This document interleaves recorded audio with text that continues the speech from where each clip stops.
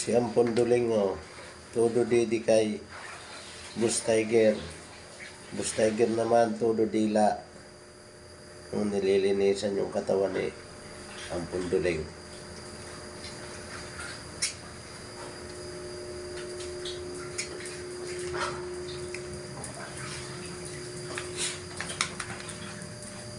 Tapos ito naman yung dalawa rito. Yung anak-anakan rin niya, ampun din tong maliit na to eh. Inakyat lang ito dito. Tsaka si dalagang may anak. Tulog sa bahay nila.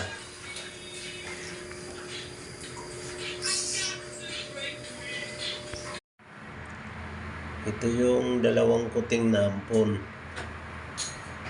Parehas lang ito inakyat dito. Ayan, magkasama sila sa tulugan. Tapos na po sila kumain, mga kaibigan. Si Angelan. Parehas lang ito pinaampon dito. Inakyat lang. Mga gumagatas pa. Pinapagatas pa ito. Pero ngayon kumakain na sila ng katpon. Marunong na sila kumain.